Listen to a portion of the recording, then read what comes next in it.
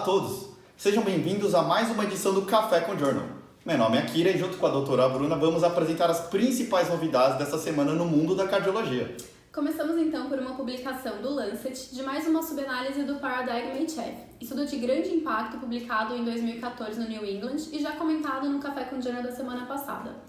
O estudo original randomizou pacientes com insuficiência cardíaca para receber sucubitrio e valsartana ou enalapril e foi interrompido precocemente por um benefício evidente de redução de morte cardiovascular e hospitalização por insuficiência cardíaca. A subanálise dessa semana analisou a variação no ritmo de filtração glomerular, dividindo os pacientes em com e sem diabetes. Viu-se que o grupo que recebeu a nova medicação apresentou um declínio mais lento da função renal, principalmente nos pacientes com diabetes. Há ressalva de ser uma subanálise, porém chama atenção para mais um possível benefício dessa classe de medicamentos. Muito interessante. Ainda no tópico da insuficiência cardíaca, foi publicado no Circulation um statement da American Heart Association, resumindo um assunto extremamente complexo na cardiologia, que é o manejo da insuficiência cardíaca direita. Os autores fizeram uma abordagem completa do assunto, começando desde o básico, com a anatomia e fisiopatologia do VD, passando pelo manejo das diversas patologias que cursam com IC direita, inclusive com abordagens resumidas sobre hipertensão pulmonar. Eles também se posicionam a respeito de como manejar os casos de IC direita aguda, IC direita crônica, e inclusive abordam os cuidados desses pacientes na situação mais crítica, ou seja, na terapia intensiva, com necessidade de dispositivo de assistência ventricular, circulação extracorpórea ou transplante cardíaco. Importante.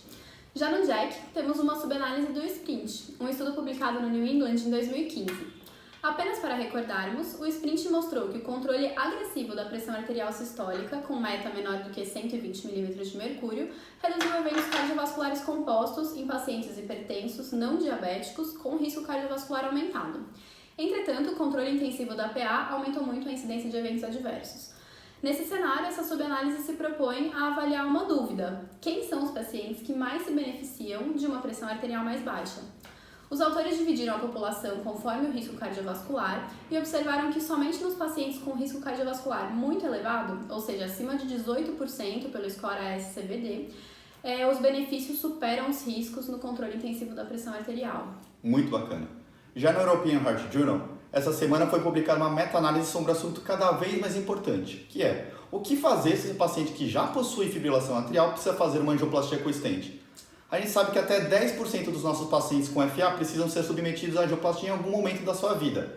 E aí surge a dúvida: devemos manter a anticoagulação pela FA e somente acrescentar a dupla antiagregação pelo stent, o que a gente chama atualmente de tripla terapia antitrombótica, ou devemos manter um anticoagulante e associar somente um antiagregante para reduzir o risco de sangramento? Para tentar ajudar a responder esse tópico com maior evidência, o pessoal de Harvard uniu os dados do WEST Trial, o Pioneer AF, o Redual PCI e o ZAR Triple, conseguindo mais ou menos 5.000 pacientes randomizados entre dupla ou tripla terapia. O que eles observaram juntando todos os estudos foi uma redução de 47% do risco relativo de sangramento nas pessoas que receberam terapia dupla, ou seja, um antiagregante e um anticoagulante, quando foram comparados com a população que recebeu a tripla terapia.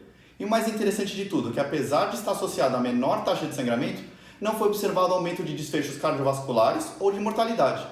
Dessa forma, temos cada vez mais evidências de que a dupla terapia antitrombótica é mais segura no paciente com FA submetido à angioplastia. Tema quente, né? Mudando de assunto, sabemos que um dos maiores desafios na síndrome do QT longo é identificar quais pacientes estão sob maior risco de morte súbita. Essa foi a proposta de um outro estudo publicado no JACC, que avaliou uma coorte de 1.700 pacientes que tinham mutação genética para QT longo. Observou-se dois dados relevantes. Primeiro, os pacientes com QT longo do tipo 3 e 2 tiveram mais eventos arritmogênicos. E segundo, quanto maior o intervalo QT, maior esse risco. Além disso, viu-se que apesar de todos os beta-bloqueadores apresentarem uma tendência à redução de eventos arrítmicos, somente o Nadolol foi associado à redução significativa, reforçando essa medicação como a primeira escolha no tratamento da síndrome do QT longo. Tema muito complexo. Para encerrar, o JACC trouxe também uma revisão extremamente didática sobre um tema que gera dúvidas, inclusive entre nós cardiologistas, que são as complicações pós-angioplastia, mais especificamente a trombose e a restenose. Lembrando que a trombose é um fenômeno mais precoce, que geralmente se manifesta como um infarto agudo com supra de ST, porém pode ocorrer também mais tardiamente nos estentes farmacológicos. Já a restenose reflete um processo de repitelização exacerbado, que ocorre normalmente entre o terceiro mês e o primeiro ano após a angioplastia, com manifestação clínica geralmente menos dramática. A revisão ainda aborda o manejo das complicações hemorrágicas e como definir o melhor tempo da dupla antiagregação, conforme o contexto da angioplastia, o tipo de stent utilizado e o risco de sangramento do paciente.